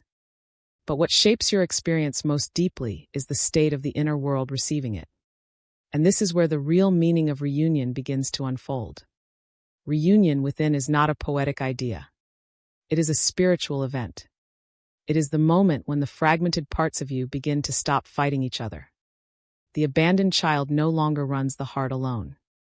The desperate self no longer dominates your relationship to love. The controlling mind no longer overrules the wisdom of the soul. The wounded feminine and wounded masculine within you begin, slowly, painfully, honestly, to come into greater harmony. That inner reconciliation is the first reunion. Not a metaphorical one. A real one. Because for much of the journey, the pain is not only about being apart from them. It is about being divided within yourself. One part of you knows this connection is sacred. Another part of you is terrified of what it costs. One part longs deeply. Another part wants to shut everything down. One part wants surrender. Another part wants guarantees. One part trusts. Another part panics. This inner division creates enormous suffering. And often, the outer separation only mirrors the inner split. So when people say, I just want reunion, what they often mean at the deepest level is, I want the conflict inside me to stop. That is why outer reunion alone cannot solve the journey. Because if the war within remains untouched, you will carry that war into any contact, any conversation, any reconnection. You may get the message you wanted and still feel afraid. You may see them again and still feel unstable. You may receive love and still feel suspicious, triggered, overwhelmed, or ungrounded. Why? Because outer union cannot heal inner division by itself. It can reveal it. It can intensify it. It can mirror it beautifully. But it cannot replace the work of inner reunion. This is the shocking truth almost no one wants to hear in the beginning. The twin flame is not only calling you into union with them. They are calling you into union with yourself. Into the places you abandoned. Into the truths you avoided. Into the wounds you spiritualized instead of fully feeling. Into the masculine and feminine energies within you that have been split by fear, trauma, pride, pain, and longing. That is the real threshold. Because once that inner reunion begins, the entire experience of the bond changes. You stop needing them to fix what your own soul is trying to restore. You stop asking the outer world to constantly confirm what you are now beginning to know inwardly. You stop treating their return as the only event that could validate the sacredness of the journey. And something becomes profoundly quieter. Not because you care less, but because you are no longer separated from your own center in the same way. This is what people often misunderstand. They think surrender means giving up on the person. It does not. Real surrender means returning to yourself so fully that love is no longer filtered entirely through panic. It means becoming internally whole enough that if the outer reunion comes, it meets someone who can receive it without turning it back into suffering. That is inner reunion. And it changes the energy of everything. You begin to feel a kind of coherence that was missing before. The mind softens. The body breathes more easily. The heart still loves, but without the same desperate demand. The soul becomes more present than the wounds. It may not happen all at once. In fact, it rarely does. Inner reunion usually unfolds in layers. First, you stop abandoning yourself to chase love. Then, you stop needing pain to prove the bond is real.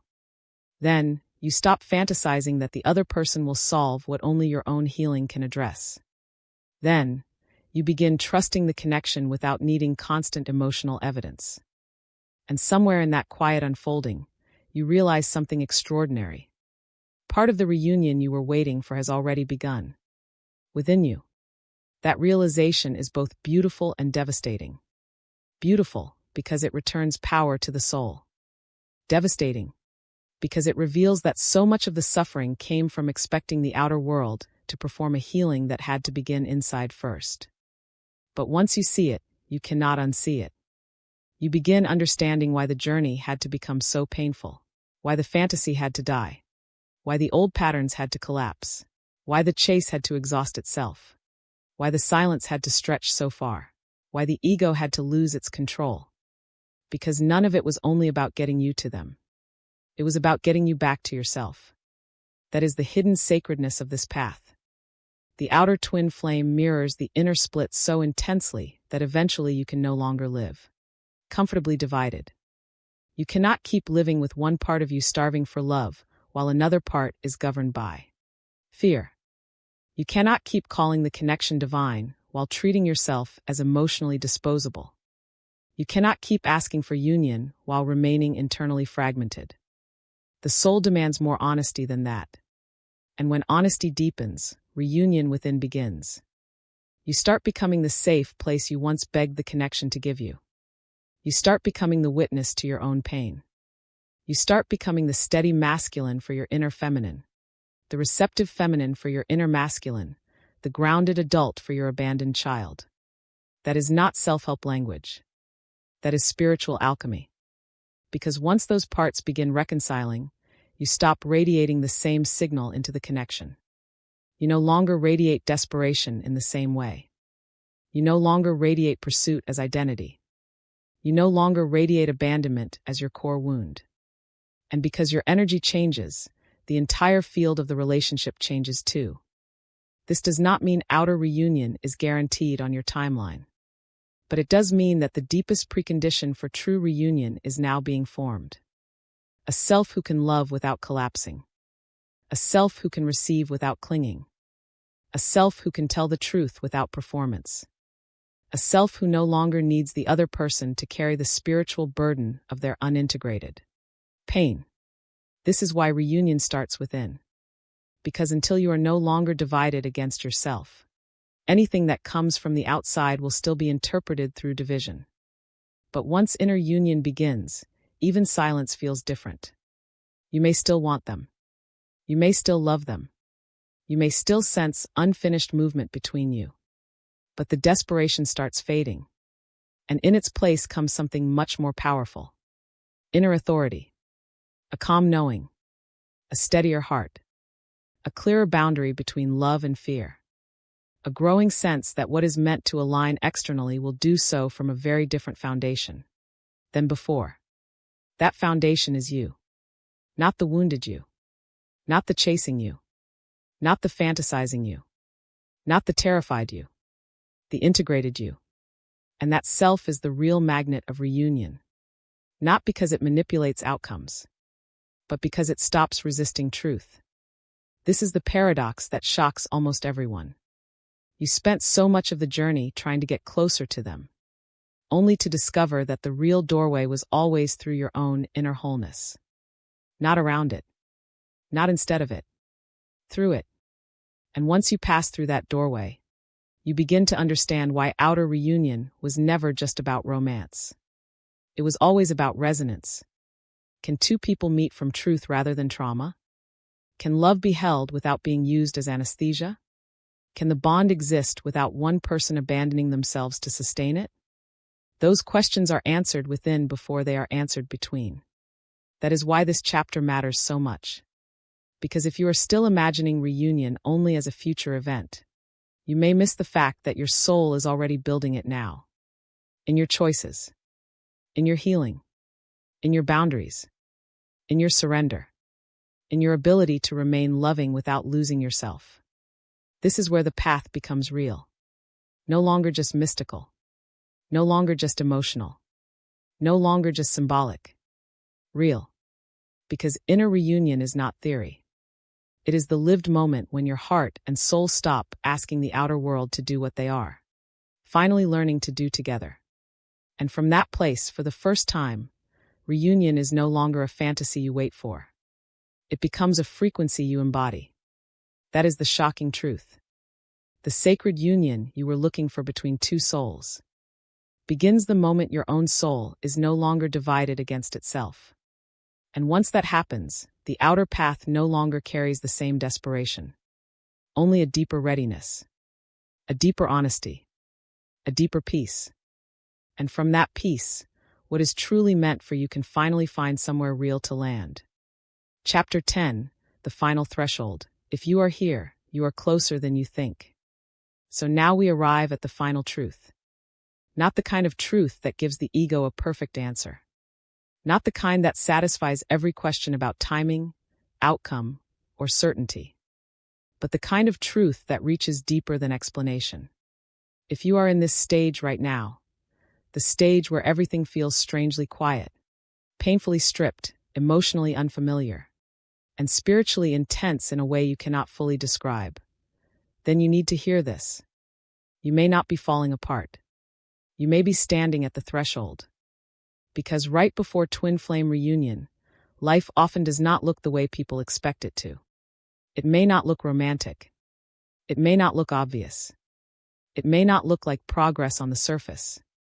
It may look like exhaustion, like detachment, like silence, like the loss of old emotional patterns, like the collapse of fantasy, like the death of the chase, like the end of needing signs to survive, like becoming so honest with your pain that there is nowhere left to hide.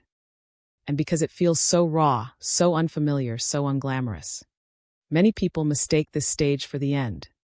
But what if it is not the end? What if this is the moment right before the soul stops repeating the old lesson? What if this is the moment when everything false has become too heavy to carry any further? What if this strange emptiness is not punishment but preparation? That is the shocking part. The final stage before reunion rarely flatters the ego. It humbles it. It empties it. It strips it of performance. It takes away the identities that once made the pain feel meaningful.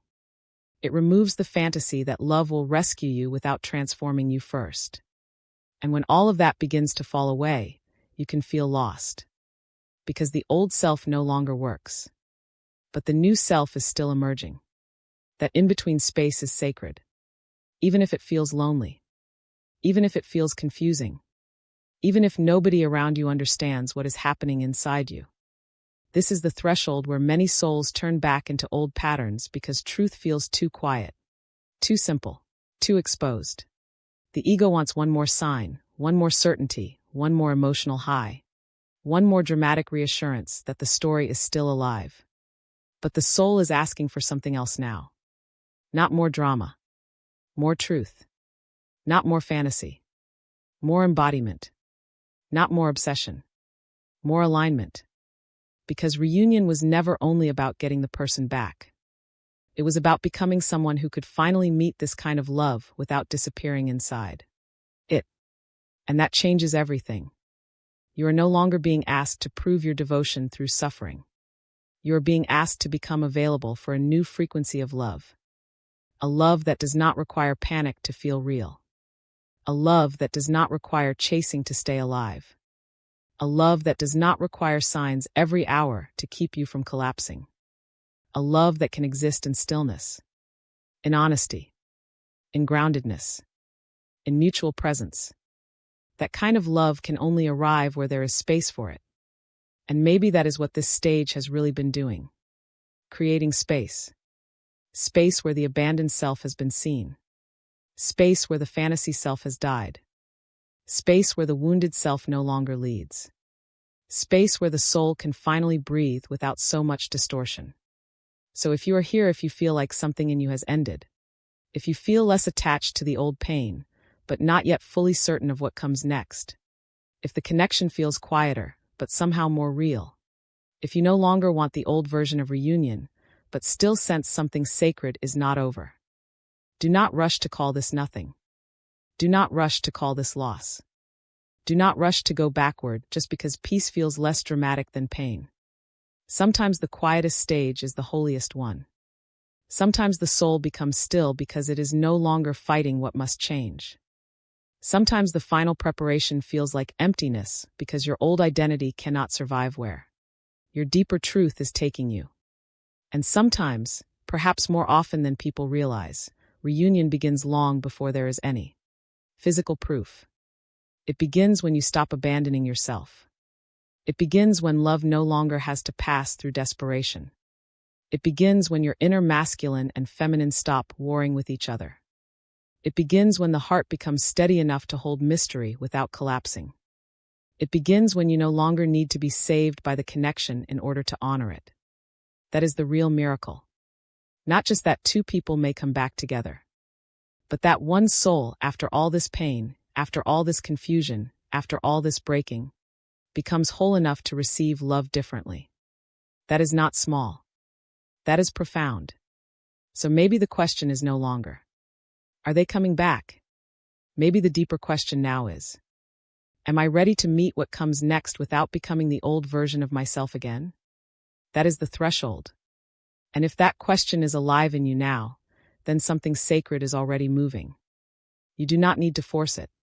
You do not need to chase it. You do not need to dramatize it in order to trust that it matters. You only need to remain honest enough to stay with what is real. And what is real now may be quieter than before. But quieter does not mean weaker. Quieter can mean truer. Quieter can mean cleaner. Quieter can mean the soul is no longer speaking through chaos because you are finally able to hear it another way. So if this video has found you in the exact moment when everything feels uncertain, stripped down, and strangely calm, take a breath. You are not crazy.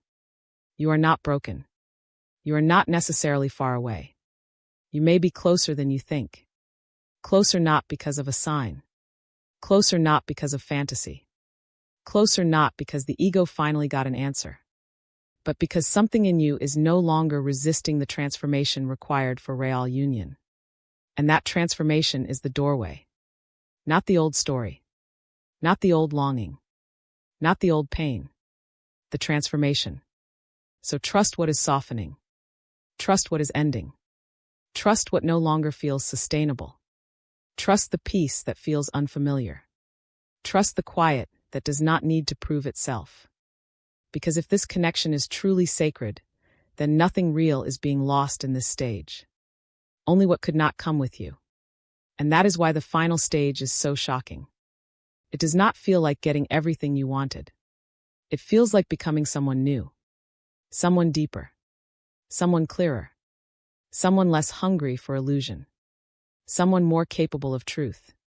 Someone who can love without turning love into suffering. That is who stands at the threshold of reunion. And if that is who you are becoming now, then this stage is not here to destroy you. It is here to prepare you for something more honest than fantasy, more grounded than obsession, more sacred than performance, for love that no longer needs to arrive through pain in order to be believed. And if you are still here, still listening, still walking this path with an open heart, then maybe your soul already knows what your mind is still learning to trust. The ending of the old self is not the ending of the story. It may be the beginning of the truest part. If this message found you at exactly the right time, write in the comments. I am at the threshold. And if you are walking the twin flame journey through deep transformation, soul awakening, and inner union, subscribe, because on this channel, we do not just talk about love as fantasy. We talk about love as truth. We talk about the psychology, the pain, the awakening, and the sacred transformation that happens when the soul is being prepared for something real. And if this video spoke to something deep inside you, Share it with someone who may be standing in the same silent stage, wondering whether they are losing the connection, when in truth, they may be closer than ever. Thank you for spending this moment with me. If this message resonated with your soul, remember to subscribe and continue this journey with us here on Twin Flame Journey. And always remember, what is meant for your soul will always find its way back to you. Until next time, beautiful soul, trust the journey.